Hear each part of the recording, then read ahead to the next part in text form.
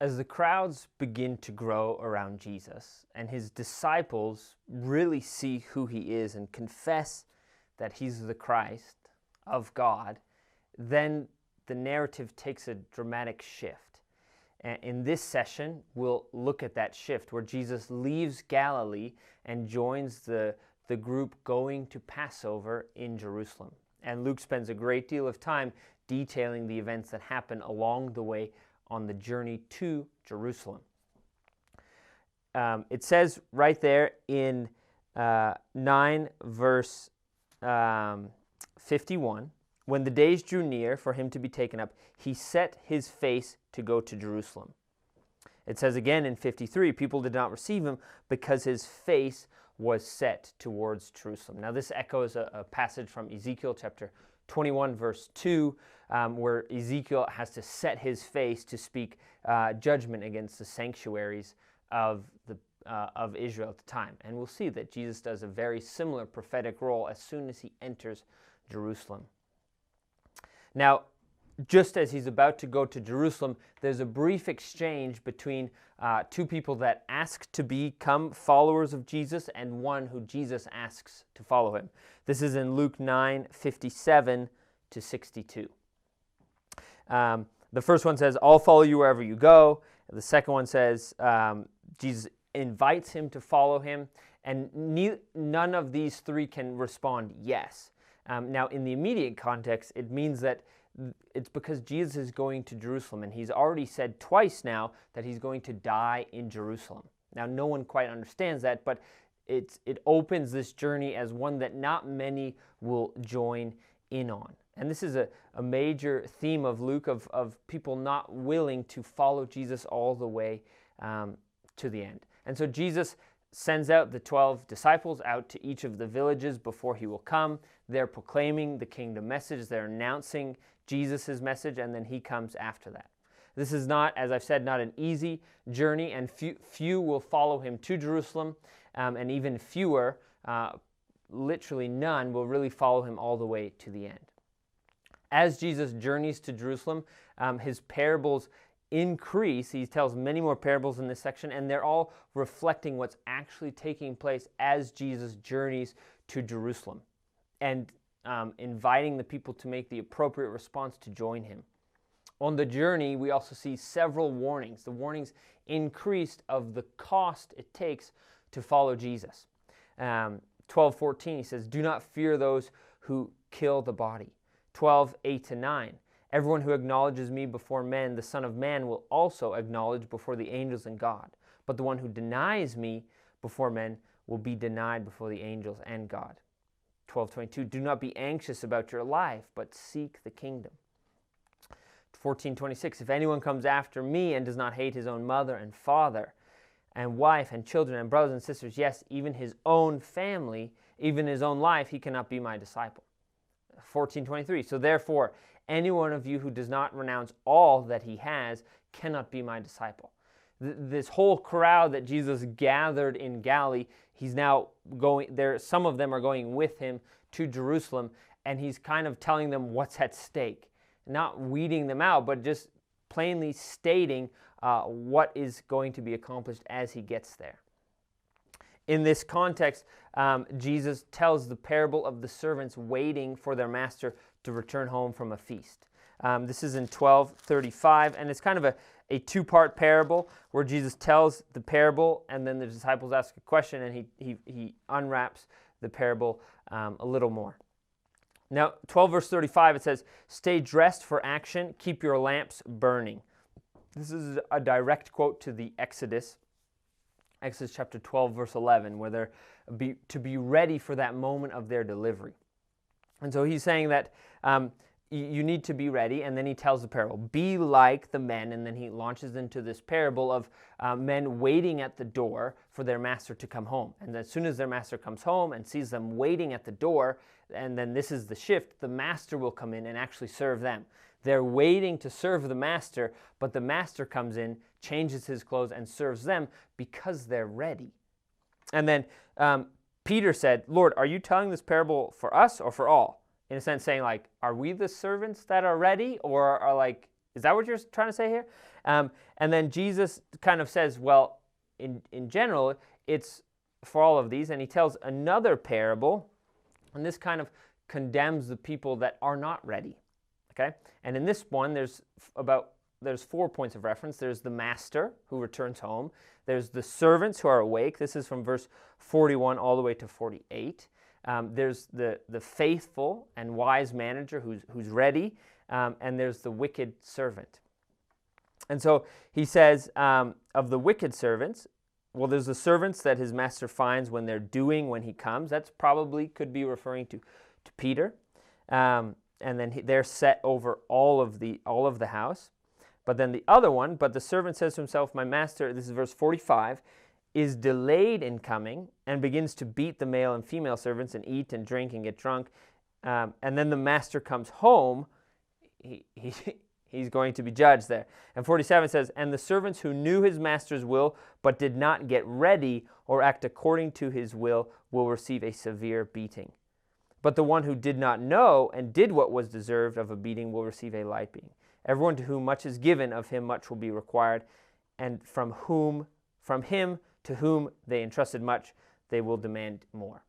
So this is where, Peter and others listening could be caught in the story in the sense that they are witnessing Jesus. They're witnessing Jesus returning to Jerusalem, which they should see as the master coming home. And so if we interpret this, the master delaying in coming is kind of the long-awaited arrival of Yahweh at Jerusalem, which is happening now through Jesus' journey. And he's saying, you should be recognizing this. You should be ready for it. Especially those of you who have followed me, much has been given to you. You should observe this. But then he says, many of the people, the ones who have beaten the male and female slaves, they're like Israel. They're the abuse of the prophets. As they've waited for God to return, as God spoke to them, they abuse the prophets, and now as they're waiting for God to return, they're kind of abusing and not responding to Jesus' invitation. And so 1247 then is the reference of the good servants who do respond, who join the journey to Jerusalem. And then 12 verse 48 is referring to the religious leaders or even the disciples who much has been given to the people of Israel, and if they reject the Messiah, then those that don't have the Messiah, they will receive him like the Gentiles. Now, Jesus tells a similar parable to this just on the doorstep of Jerusalem in Luke chapter 19. The reason he tells this parable, he says, is because he's near Jerusalem. In 19:11 it says, as they heard these things, he proceeded to tell them a parable because he was near Jerusalem and because they supposed that the kingdom of God was to appear immediately. And so he begins into this parable. This is another famous one, and it's where a man goes off to a different nation to get authority for himself, and he leaves his servants with their wages. And then when he returns, he asks what they've done with the wages. And so there's these 10 servants he gives wages to, and then when he returns, he asks 3 servants what they did with them. So the points of reference, the nobleman is Jesus, right? Jesus is the nobleman who's receiving his kingdom. The 10 servants are the people of God. And then the question is, how are they with what God's entrusted them to? He's now returning to Jerusalem. What kind of fruit will he find? Will he find that they have prepared well, or will they not be ready for his arrival? This is similar to the parable in chapter 13, where Jesus is the vine dresser coming to see what fruit is on the fig tree. Now, this is meant to help us understand what is happening as Jesus enters Jerusalem. Another way to look at this parable is this very unique and cryptic description of the nobleman. It says, a nobleman went into a far country to receive for himself a kingdom and then return. Okay? And then in verse 14, but his citizens hated him and sent a delegation after him saying, we do not want this man to reign over us. Now this is ironically exactly what happened to Herod and one of his sons. They went to Rome to get a power and get their authority, and the Jewish delegation went after him saying, no, Rome, we don't want this man to rule over us. And so Jesus identifying with the nobleman in the story, he's kind of saying, ironically, the way that you opposed Herod, a fake king. You're opposing me, your real king, and you're not ready for my arrival. And this would cause a great deal of offense to the crowd listening. As Jesus gets closer, the Pharisees warn him of what is going to happen, right? Back in 13 verse 31, they say, at that very hour some Pharisees came and said to him, "Get away from here, for Herod wants to kill you." Right? This is why Jesus is now, this is the moment, right? He can't stay in Galilee any longer. The 3 years were enough. And so he needs to go to Jerusalem so that he can die. The closer Jesus gets to Jerusalem, the more the opposition increases from the Pharisees, but also from the officials. So in Luke 13 verse 31, some Pharisees come to Jesus and say, "You need to get out of here because Herod wants to kill you," right? So after the 3 years of ministry in Galilee, now's the time to get out of there, to leave, to be in Jerusalem, because he has to die in Jerusalem. And then because he says a prophet cannot die outside of Jerusalem. And then he states, "Oh, Jerusalem, Jerusalem." This is Luke 13:34. "The city that kills the prophets and stones those who are sent to it. How often would I have gathered your children together as a hen gathers her brood under her wings, and you were not willing." So Jesus is kind of saying he wants to gather them like a mother hen would protect her chicks from an oncoming storm. Jesus wants to gather them from the storm that's approaching Jerusalem. Now, what is this storm? We'll come back to that in our final session in the book of Luke. In this section on his way to Jerusalem, he also tells three of the more famous parables in Luke. They're the only ones in Luke, and it's the parable of the lost, right? In chapter 15, we have the parable of the lost sheep, the lost coin, and the lost son. They're all kind of progressing in value from sheep to a valuable coin and then to an actual human being. And each one of these relates to Jesus going and saving and finding the lost, which according to Luke 19:10 is one of the major themes.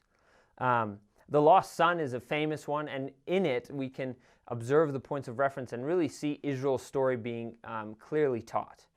Right? We have a son running away to a faraway country. This is similar to Israel running away into exile.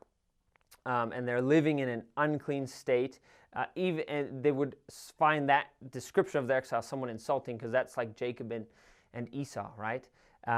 Esau sells his inheritance. Israel, in a sense, has sold their inheritance as they've journeyed into the nations because of their exile. In their exile, they realize their sin, realize they're not worthy to even be called son of God. That's what it says in 15:19. He's not worthy to have that label. And so he returns home to repent. But the Father honors him and celebrates him. And so this is what Jesus is saying. This is what's happening. Like, the sons are coming back home. The exile is ending. But notice the people Jesus tells the parable to. It comes in the context in 15 verse 1 and 2. "Now the tax collectors and sinners were drawing near to hear him, and the Pharisees and scribes grumbled, saying, 'This man receives sinners and eats with them.'" Similar accusations that have been made. This kingdom that Jesus is building, the people that are around him, it just doesn't make sense. It doesn't fit with our expectation. And so when he tells the parable of the lost son, it's very clear that then the son that remains at home and responds in judgment and accusation against the son that's returned, that's where Jesus catches the Pharisees and the scribes. Because they should be rejoicing with these sons that are coming in and join in them in the return from exile. But instead, they don't get it. They can't agree that this is what's happening in and through the message of Jesus. As Jesus journeys through the way to Jerusalem, he passes beside Samaria and ends in the town of Jericho. And this is in chapter 19. Along the way, Jesus now has foretold of his death 3 different times. Twice in chapter 9 and once in chapter 18. And now this is very clear that this is the focus of the story, to go to Jerusalem and to be killed by the leaders there. Just before he enters, Luke records 2 more stories. One of them we've already looked at, the parable of the servants, depicting, are you ready for when God shows up in Jerusalem? And then the story before that is a very classic one that fits well in the book of Luke, and that's the story of Zacchaeus. Now, it describes specifically Zacchaeus as a chief tax collector and was rich. Now, this could easily be in contrast to the story in Luke 18, verse 18, where a rich young ruler comes to Jesus and is sent away because of his great wealth. And Jesus says in verse 24, how difficult it is for those who have wealth to enter the kingdom of God. Meaning, like, your wealth has blinded you, and it's very hard for you to see your need. But in the story of Zacchaeus, almost in contrast, he has great wealth, but it's not an issue for him, right? The reason it's not an issue is because he knows that his wealth cannot supply what he needs, and what he needs is forgiveness from Jesus. And so he even in his response, it says in verse 8, "Behold, Lord, half of my goods I give to the poor, and if I have defrauded anyone of anything, I will restore it fourfold." The opposite of what the rich young ruler was unable to do.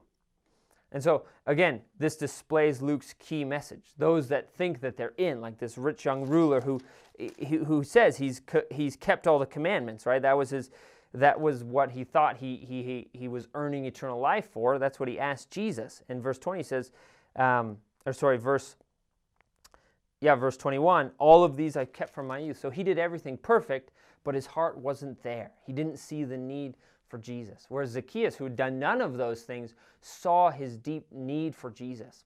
And so, again, as Jesus enters Jerusalem, it's clear that Jesus is saying those that are on the outside, they're in the kingdom when they recognize their need. And those that are in, who cannot recognize their need, actually they'll find themselves on the outside.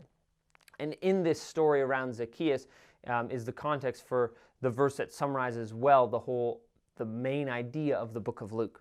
For this verse 10 of Luke 19, "For the Son of Man came to seek and to save the lost." And that's what Jesus has really been doing from chapters 1 to 19. He's been seeking out the lost, inviting them to join. Most of the ones that join are the ones you don't expect: the tax collectors, the sinners, the Gentiles.